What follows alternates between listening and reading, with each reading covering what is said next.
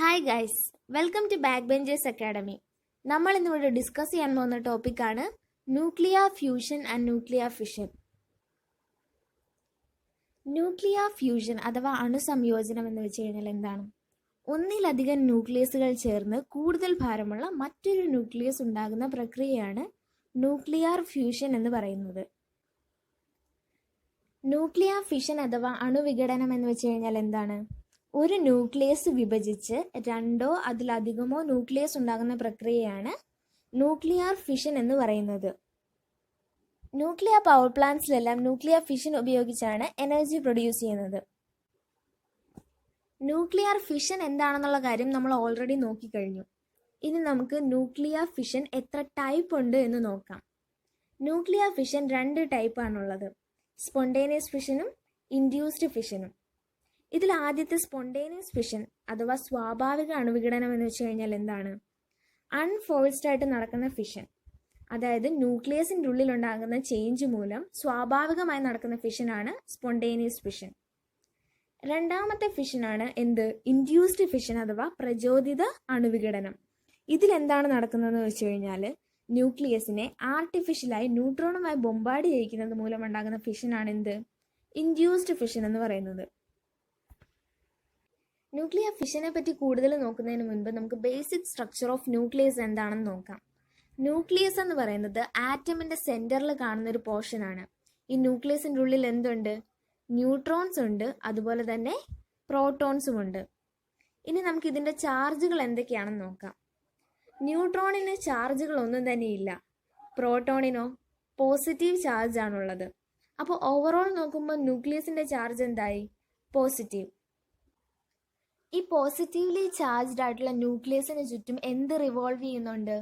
Negatively charged ആയിട്ടുള്ള electrons revolve ചെയ്യുന്നുണ്ട്. എന്താണ് ന്യൂക്ലിയർ ഫിഷൻ എന്ന് വെച്ച് കഴിഞ്ഞാൽ? ഒരു ന്യൂട്രോൺ ഒരു ന്യൂക്ലിയസിനെ ഹിറ്റ് ചെയ്യുകയും അതിൻ്റെ ഫലമായിട്ട് രണ്ട് ന്യൂക്ലിയസുകൾ ഉണ്ടാവുകയും ഈ ന്യൂക്ലിയസുകൾ ഇലക്ട്രോണിനെ സ്വീകരിച്ച് രണ്ട് ആറ്റങ്ങളായി മാറുകയും ചെയ്യുന്ന പ്രോസസ്സാണ് ന്യൂക്ലിയർ ഫിഷൻ എന്ന് പറയുന്നത്. ഈ ന്യൂക്ലിയർ ഫിഷൻ എന്ന് പറയുന്നത് ഒരു ചെയിൻ റിയാക്ഷൻ ആണെന്ന് നമുക്ക് പറയാം. കാരണം എന്താണെന്ന് വെച്ച് കഴിഞ്ഞാൽ ന്യൂക്ലിയർ ഫിഷൻ നടക്കുന്ന സമയത്ത് ന്യൂക്ലിയസുകളെ ന്യൂട്രോൺ വന്നിടിക്കുകയും ഇതിൻ്റെ ഫലമായി അവ വിഭജിക്കുകയും ചെയ്യുന്നു. ഈ വിഭജിച്ച ന്യൂക്ലിയസുകളോ അവയെയും പിന്നീട് ന്യൂട്രോണുകൾ വന്നിടിക്കുകയും അതിൻ്റെ ഫലമായിട്ട് അവയും വിഭജിക്കുന്നു. ഈ പ്രോസസ്സ് കണ്ടിന്യൂ ചെയ്തുകൊണ്ടേയിരിക്കുകയാണ്. അതുകൊണ്ട് ഇതിനെ ചെയിൻ റിയാക്ഷൻ എന്ന് പറയാം. സാധാരണഗതിയിൽ nuclear power പ്ലാന്റ്സിൽ uranium ആറ്റമാണ് nuclear fission വേണ്ടിയിട്ട് യൂസ് ചെയ്യുന്നത്. ഈ യുറേനിയം ആറ്റം ഫിഷൻ നടക്കുന്ന സമയത്ത് എനർജിയോടൊപ്പം തന്നെ 3 ന്യൂട്രോൺസും റിലീസ് ചെയ്യുന്നുണ്ട്. ഈ ന്യൂട്രോണുകൾ ചെയിൻ റിയാക്ഷൻ നടക്കുന്നതിന് കാരണമാകുന്നു. ഈ ന്യൂക്ലിയസിനുള്ളിൽ എന്തൊക്കെയാണ് ഉള്ളതെന്ന് അറിയാമല്ലോ. പ്രോട്ടോണുകളും ഉണ്ട്, അതുപോലെ തന്നെ ന്യൂട്രോണുകളും ഉണ്ട്. ഈ പ്രോട്ടോണിന് പോസിറ്റീവ് ചാർജാണുള്ളത്. പോസിറ്റീവ് ചാർജസ് അഥവാ ഈക്വൽ ചാർജസ് ഈ ന്യൂക്ലിയസിനകത്തുള്ളത് കൊണ്ട് തന്നെ അതിന് റിപ്പൽ ചെയ്യാനായിട്ടുള്ള ഒരു ടെൻഡൻസി ഉണ്ടാവണമല്ലോ. എന്നാൽ ന്യൂക്ലിയസിനുള്ളിൽ ഇവയെല്ലാം റിപ്പൽഷനെ അതിജീവിച്ച് ഒരുമിച്ച് നിൽക്കുന്നു. ഇതിൻ്റെ കാരണം എന്താണെന്ന് ചോദിച്ചു കഴിഞ്ഞാൽ അതിനൊരു സ്ട്രോങ് ഫോഴ്സ് ആണ് കാരണം. ആ ഫോഴ്സിൻ്റെ പേരാണ് സ്ട്രോങ് ന്യൂക്ലിയർ ഫോഴ്സ്. ഫിഷൻ നടക്കുമ്പോൾ ഒരു ന്യൂട്രോൺ ഒരു ന്യൂക്ലിയസിനെ ഇടിക്കുകയും അതിൻ്റെ ഫലമായി സ്ട്രോങ് ന്യൂക്ലിയർ ഫോഴ്സ് ഇല്ലാതാകുകയും ചെയ്യുന്നു. സ്ട്രോങ് ന്യൂക്ലിയർ ഫോഴ്സ് ഇല്ലാതാകുന്നതിലൂടെ എനർജി റിലീസ് ചെയ്യുന്നു. ഈ എനർജിയാണ് ന്യൂക്ലിയർ പവർ പ്ലാന്റ്സിലൊക്കെ യൂസ് ചെയ്യുന്നത്. ന്യൂക്ലിയർ ഫ്യൂഷൻ എന്താണെന്നുള്ള കാര്യം നമ്മൾ ഓൾറെഡി പറഞ്ഞു കഴിഞ്ഞു. എന്താ ന്യൂക്ലിയർ ഫ്യൂഷൻ എന്ന് വെച്ച് കഴിഞ്ഞാൽ ഒന്നിലധികം ന്യൂക്ലിയസുകൾ ചേർന്ന് കൂടുതൽ ഭാരമുള്ള മറ്റൊരു ന്യൂക്ലിയസ് ഉണ്ടാകുന്നു.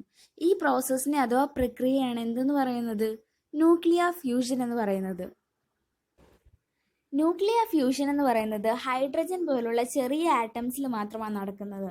നമ്മളിപ്പോൾ ഹൈഡ്രജൻ ആറ്റത്തിനെ കൺസിഡർ ചെയ്യുകയാണെങ്കിൽ അതിൻ്റെ ന്യൂക്ലിയസിൽ ആകെ ഒരു പ്രോട്ടോൺ മാത്രമാണ് ഉള്ളത്. 2 ഹൈഡ്രജൻ ആറ്റംസ് അല്ലെങ്കിൽ ഹൈഡ്രജൻ്റെ 2 ഐസോട്ടോപ്പുകൾ അടുത്തടുത്ത് വരുമ്പോൾ എന്ത് സംഭവിക്കുന്നു? അതിൻ്റെ ഉള്ളിലുള്ള 2 പ്രോട്ടോണുകളും അടുത്തടുത്ത് വരുന്നു. 2 പ്രോട്ടോണുകൾ അഥവാ ഈക്വൽ ചാർജസ് അടുത്തടുത്ത് വരുമ്പോൾ എന്ത് ചെയ്യാനായിട്ടുള്ള ടെൻഡൻസി അതിനുണ്ടാകും? റിപ്പൽ ചെയ്യാനായിട്ട് അഥവാ അകന്നു പോകാനുള്ള ടെൻഡൻസി ഉണ്ടാവും.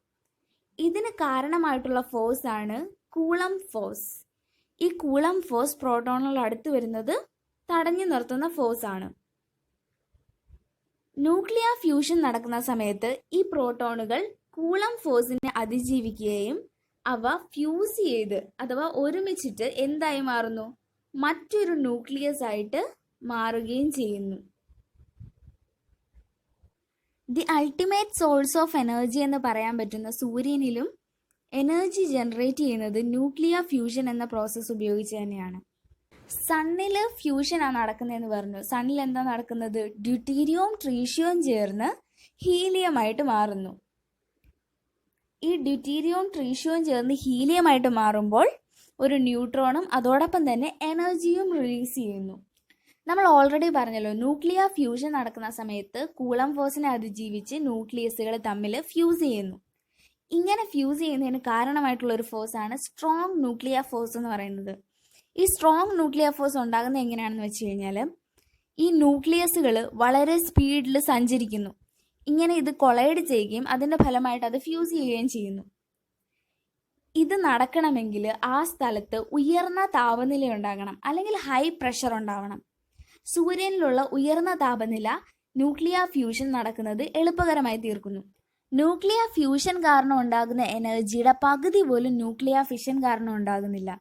എന്നാലും ന്യൂക്ലിയർ ഫിഷൻ പ്ലാന്റ്സ് ഭൂമിയിൽ എന്തുകൊണ്ടാണ് കൂടുതലുള്ളതെന്ന് ചോദിച്ചു കഴിഞ്ഞാൽ, ഭൂമിയിൽ ഈ ടെമ്പറേച്ചറും പ്രഷറും ഒക്കെ, ഇത്രയും ടെമ്പറേച്ചറും പ്രഷറും ഒക്കെ അപ്ലൈ ചെയ്യാന്ന് പറയുന്നത് വളരെ ബുദ്ധിമുട്ടുള്ള കാര്യമാണ്. സൂര്യനിലെ പോലെ ഇത്രയും ടെമ്പറേച്ചറോ പ്രഷറോ ഒന്നും ഭൂമിയിൽ അപ്ലൈ ചെയ്യാൻ പറ്റത്തില്ല.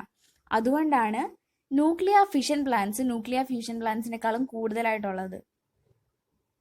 ഈ ന്യൂക്ലിയർ ഫിഷനും ഫ്യൂഷനും കാരണം large amount of energy produce ചെയ്യാൻ പറ്റും, ബാക്കിയുള്ള മാർഗങ്ങളിൽ നിന്ന് കിട്ടുന്നതിനേക്കാളും കൂടുതൽ. എന്നാൽ ഗുണത്തിനോടൊപ്പം തന്നെ ദോഷവും ഉണ്ടാവുമല്ലോ. ഈ ന്യൂക്ലിയർ പവർ പ്ലാന്റ്സ് ഒക്കെ ഉള്ള സ്ഥലത്ത് ജീവിക്കുന്നത് ഹൈലി ഡേഞ്ചറസ് ആണ്. എന്തെങ്കിലും ഒരു പ്രശ്നം വന്നു കഴിഞ്ഞാൽ ഇതുകൊണ്ടുണ്ടാകുന്ന നഷ്ടം നികത്താൻ പറ്റുന്നതിനേക്കാളും കൂടുതലായിരിക്കും. ഇവയൊക്കെയാണ് ന്യൂക്ലിയർ ഫിഷനെയും ഫ്യൂഷനെയും പറ്റി അറിയാനുള്ള പ്രധാനപ്പെട്ട കാര്യങ്ങൾ. എൻ്റെ ക്ലാസ് എല്ലാവർക്കും മനസ്സിലായെന്ന് പ്രതീക്ഷിക്കുന്നു. മനസ്സിലായെങ്കിൽ ലൈക്ക് ചെയ്യുക, സബ്സ്ക്രൈബ് ചെയ്യുക. താങ്ക്